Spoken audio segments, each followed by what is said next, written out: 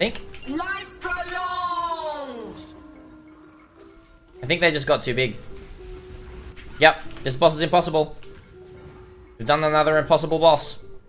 Great, I love it. I love it. Welcome, it's your friendly neighborhood Badger here, and I've just woken up after sleeping a little bit too much because I'm back for the second day update video, going up right before we go live for day 3. Now, I'm doing things a little bit differently. I stupidly forgot to actually record the audio from my voice. I muted the microphone when I did this actual video, so this is just live playback of the video while I'm talking over it. Now you can see there, I'm looking at my 6-link Farrell's Fur. If you saw the last video, you would have seen we got pretty lucky with that one, but that is the premise of this build here, this discharge build. And today we're going to be fighting the Maven's Invitation Glenak Cairns, which is the 10 boss fight in the Maven arena. Now this is the first one that I've farmed up. We're going to bring up the Atlas tree very soon. There we are. And basically, in Glenak Cairns is where I farmed all of this. And you can see up the top there, the 10 blue segments in that bar. That's how many bosses, unique bosses you have to kill on T14 to T16 in Glenak Cairns. And then also randomly drop the Maven's Invitation as well. So we're going to be putting that into our map device and seeing how this build stands up against multiple bosses. Little bit of a spoiler alert, this build is really, really good for bossing, but it is quite squishy for mapping and everything like that, especially with my playstyle where I very stupidly jump into packs. But the build is really, really coming along, and I'm really, really enjoying how the playstyle all works together. However, as I said, I do need to fix those defenses. So we're still using a Searing Touch. We've got a lot to get sorted with currency investment as we keep going through all of this. But it should go really, really smoothly today as we start to get everything working. But we're just going to jump into the Maven's Invitation. And I did turn it white because I wanted this first one to be as easy as possible so I didn't actually fail it. So let's just go into it right here. I'm going to give a little bit of live commentary to this video as well as we go over it. But that is the Maven's Crucible. If you've never seen the portal before, it's an absolutely beautiful, beautiful portal. So as we jump in, you can see around the corner there are 10 bosses.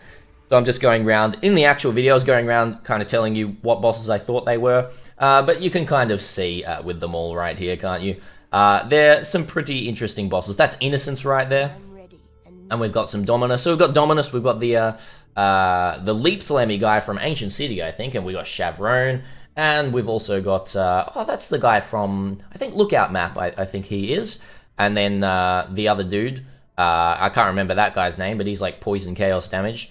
So yeah, we're going to start the fight very soon. Now, this is a fairly big arena, this one. And what I'm trying to do with this character is, when I get a lot more charges as well, hopefully have a discharge that does almost screen-wide AoE, which will then hopefully just clear the entire area, and I can focus completely on dodging. Now you see here, right now, I do have to focus in a bit more on the actual bosses themselves, but they're going down like a tree. Remember, all of these bosses are T16 equivalent, eye level 83 equivalent. So yeah, it's pretty awesome that this build is already working like this on day 2. I did get pretty lucky with the 6-link Farrell's Fur, I must tell you, but I did know the build was going to function quite well.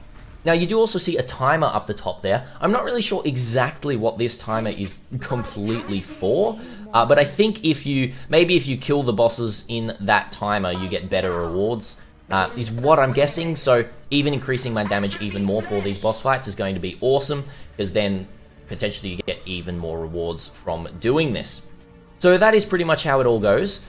We can just see us fight the last couple of bosses right here. And there's a little surprise for you after we kill all the bosses. I want you to try and pause the video now and guess what you think the surprise will be once they're all dead. The surprise is right about here. There we go. Maven does like to actually try and auto-kill you after you complete the fight, which is, if I do say so myself, a very dirty tactic for hardcore players and everything like that. But we did get some pretty awesome drops. We've got Crescent Splinters, which I guess are for the Maven's fight. You've got to get 10 of them and then actually fight Maven herself. And then we also did see, as you can see on the ground there, an Orb of Unmaking, which is for the passive skill trees to basically refund some passive skill tree points to be able to respec them into other places. And then the Glenak Cairns Watchstone as well, which is a craftable watchstone that never expires, which is extremely awesome. And yeah, I think it's just super cool. This whole fight, this whole arena, I'm really excited to do more fights in more areas. And that is pretty much it for the video. So thank you so much for watching, everyone. I really hope you did enjoy the video. If you like this kind of content, you can come watch it live on Twitch.